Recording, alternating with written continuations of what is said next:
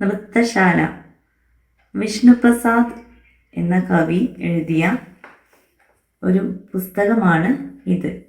ഇതിൽ 48ഓളം ചെറിയ കവിതകളുടെ സമാഹാരമാണ് ഉള്ളത്. 2022 ദേശാഭിമാനി പുരസ്കാരം നേടിയ ഒരു കൃതിയാണ് ഇത്.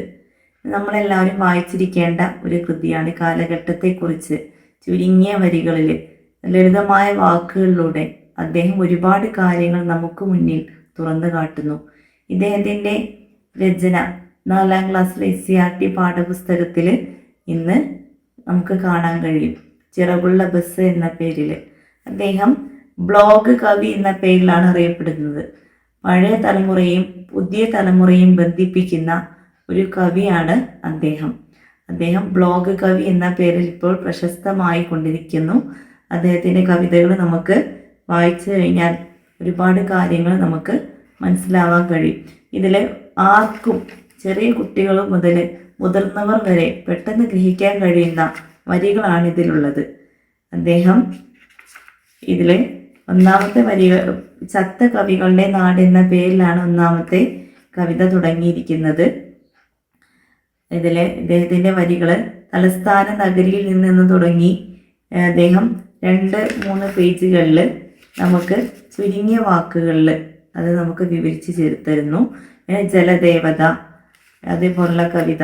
പിന്നെ അതേപോലെ നമുക്ക് ഏറ്റവും ആകർഷകമായിട്ട് തോന്നുന്ന മരണവീട് എന്ന പേരിലൊരു കവിത ഉണ്ട്. അതിൽ മരണവീട് എന്ന് പറഞ്ഞാൽ നമ്മളിപ്പോൾ ഒരു വീട്ടിൽ മരിച്ചു കഴിഞ്ഞാൽ പിന്നെ ആ വീട്ടിലേക്ക് വഴി അന്വേഷിച്ച് പോകുമ്പോൾ മരിച്ച ആളുടെ പേര്, ആ വീട്ടിലെ ഗൃഹനാഥൻ്റെ പേരും ഒന്നുമല്ല നമ്മൾ ചോദിക്കുക. മരിച്ച വീട് ഏതാണ്, പിന്നെ ബോഡി ഏതാണ്, ബോഡി എന്നാണ് പിന്നെ മൃതശരീരം വിളിക്കുന്നത് എന്നൊക്കെ അദ്ദേഹം വളരെ ലളിതമായിട്ട് നമുക്ക് പറഞ്ഞു തരുന്ന വരികളിലൂടെ നമ്മളെ ഏറെ ചിന്തിപ്പിക്കുന്ന, നമ്മളെ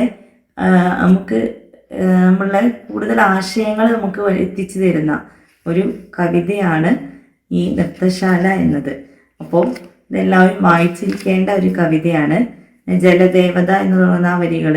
അതേപോലെ ഏറ്റവും അതിൽ കൂടുതൽ ആകർഷിച്ചതെന്ന് വെച്ചാൽ ഏറ്റവും ലാസ്റ്റ് കാണുന്ന ഡെസ്പാസീത്തോ എന്ന് പറഞ്ഞാൽ നഗരത്തിലെ ഡാൻസ് സ്റ്റാളിൽ വെച്ചിട്ട് രാത്രി ഈ പാട്ട് വെച്ച് ചൊല്ലുന്ന ഈ വരികൾ. ഇതിൻ്റെ അർത്ഥം എന്താണെന്ന് ആർക്കും അറിയില്ല. പക്ഷേ ആ വരികൾ കേട്ട് എല്ലാവരും ആനന്ദ നൃത്തം ചെയ്യുന്ന ഒരു വരികളാണ്. ഇപ്പോഴത്തെ ആളുകൾ കൂടുതൽ കണ്ട ഒരു കവിതയെക്കുറിച്ചാണ് വേർഡാണ് അദ്ദേഹം ഇതിൽ പരാമർശിക്കുന്നത്.